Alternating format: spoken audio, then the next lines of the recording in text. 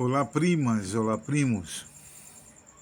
Aqui é o professor Peixoto novamente para comentar dessa vez a questão do tempo.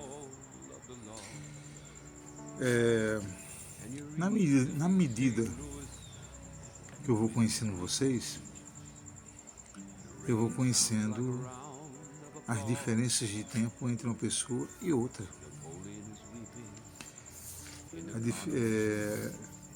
Por exemplo, Rose tem atividades que tomam muito tempo dela, como comerciante, como mãe, esposa, e talvez não sobre muito tempo para diversão.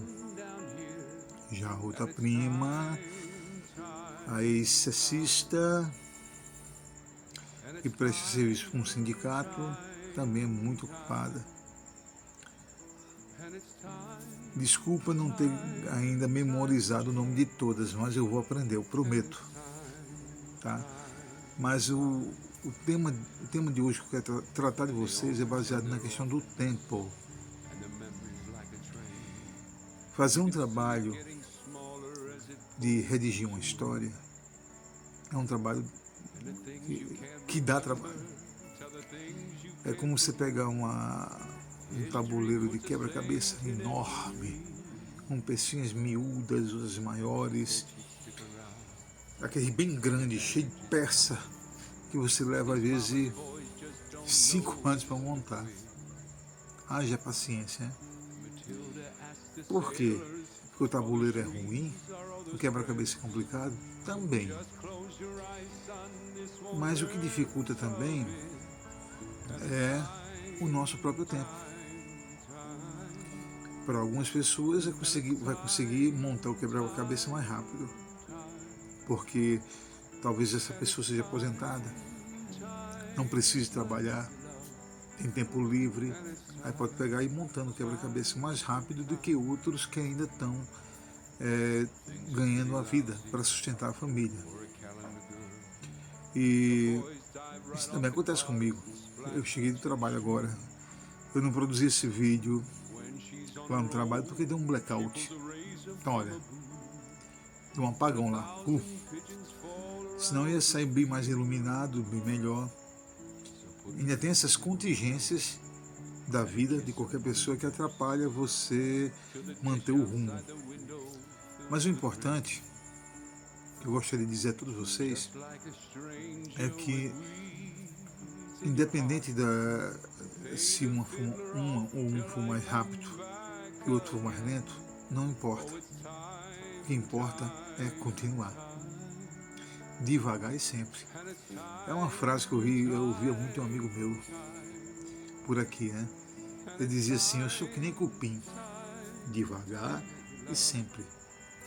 Então não precisa ter essa pressa toda, porque para alguns pode sentar numa mesa, botar um tripé, botar o celular de frente, como estou fazendo agora. O meu celular está diante de mim, fixado por um tripé, num tamborete, porque eu estou sentado numa rede. O fundo atrás aqui é a parede da minha área, que ainda precisa ser rebocada.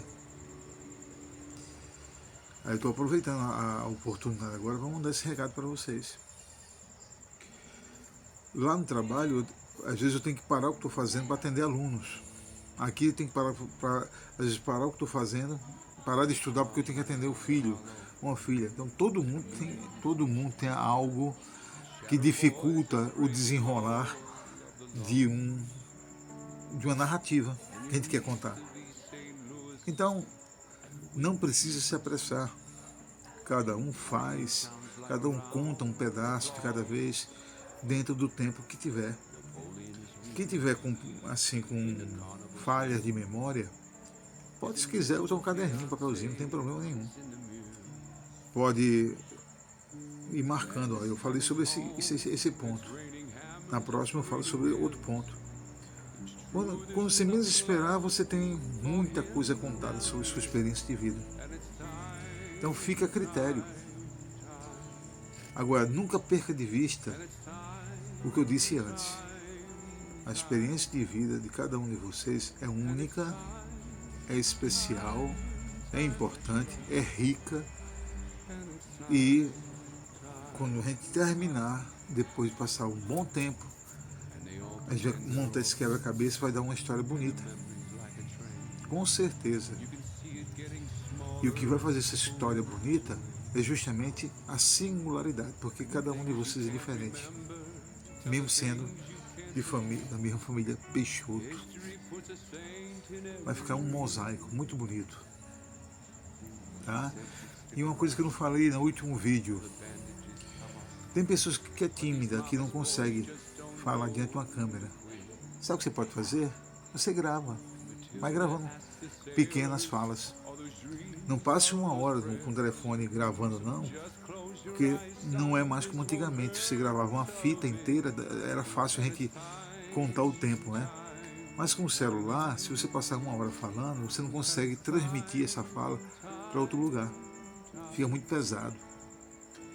Se você for usar o celular para contar, narrar a sua experiência de vida, você vai ter que fazer isso por etapa, pedacinho, pedacinho. Talvez no máximo 10 minutos, estourando, de 10 em 10 minutos. Lembre-se, você mesmo pode escrever uma carta ou cartas contando, usar a forma tradicional. Você pode filmar num local silencioso. Se quiser, se tiver condições de usar um microfone de lapela, usa para que a voz saia bem nítida. Pode pedir para alguém filmar e você vai contando espontaneamente. Se você quiser fazer um roteiro no papel, como você bem queira, você pode fazer e vai olhando para não se perder. O importante é que você conte para mim a sua experiência de vida. Tá? E volto a ressaltar: não é para ontem. Se ajuste essa perspectiva no seu tempo livre. E se você tiver com disposição, porque às vezes você está com tempo livre, mas não está muito afim. Né? Eu queria ir à praia, vai para a praia. Quando sobrar aquele tempo e aquela vontade, vou contar, vou falar sobre um determinado ponto que eu não falei na minha última gravação. E vai acrescentando. E vai mandando para mim. Quando você achar que já terminou.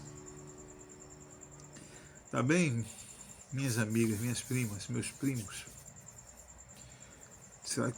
Eu gostaria que vocês comentassem, que vocês me dessem um feedback, um retorno, para saber se eu estou conseguindo explicar bem, para saber se eu estou sendo um bom professor para vocês. Acredite, aos pouquinhos a gente vai montando um livro. Quem sabe um livro assim, ó, tá saindo ao contrário, porque eu estou usando a câmera de maneira contrária. Mas é um livro do Melquíades Pinto da Paiva, Cangaço, uma ampla bibliografia comentada. Chegou hoje para mim. Tem, deixa eu ver, eu acho que umas 200 páginas ou mais.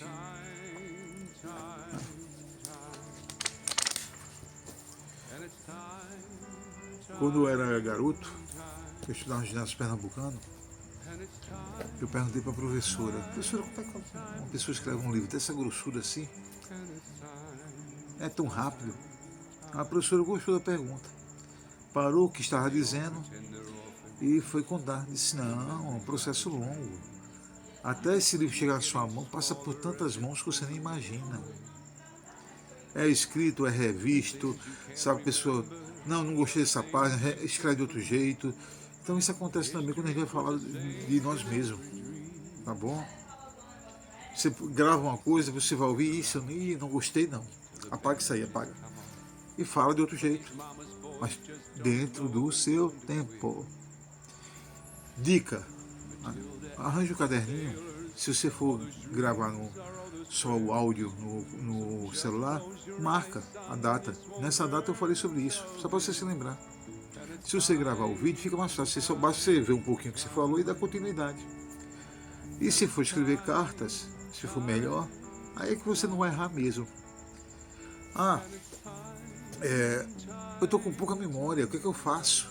Eu vou usar se amanhã tiver tempo, ou depois da manhã, eu vou usar para tratar com mais clareza sobre essa questão da memória, do lembrar, do ato de lembrar.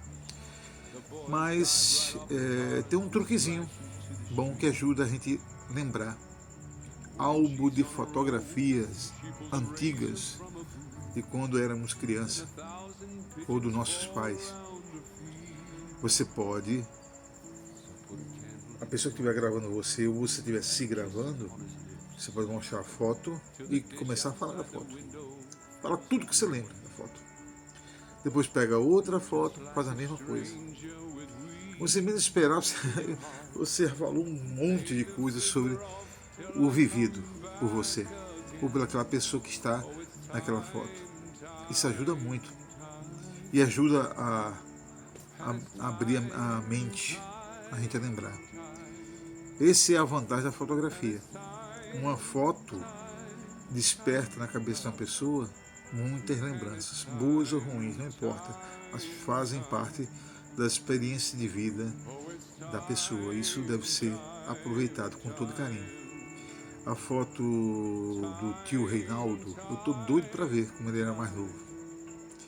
Mas quem pode contar a história da foto é quem está guardando essas fotos até agora. Eu só posso fazer pergunta, eu olhar e dizer assim, quem é esse? Que lugar é esse? Eu posso identificar mais ou menos o ano pelo penteado do cabelo, pelo estilo da roupa, pelo tecido que está sendo usado. Eu posso identificar, mas a circunstância em que foi tirada a foto, a história por trás da foto, só quem tirou a foto, só a pessoa que aparece na foto e quem guardou essa foto por muitos anos é que pode contar a história dessa foto. Isso vocês podem fazer também, é um truque muito bom. Só não funcionou com minha mãe, porque minha mãe se recusava a falar do passado da família. Não só se recusava, como não permitia que meu pai falasse. Até hoje não consigo entender como é que meu pai se submetia a isso, mas fazer o quê, né? Agora é tarde, ele já partiu para o céu, né? Então eu dependo das primas e dos primos, dos parentes, para poder a gente realizar esse trabalho. Tenham uma boa noite, um cheiro em todas e um abraço em todos, e tudo de bom para vocês, tá? Tchau.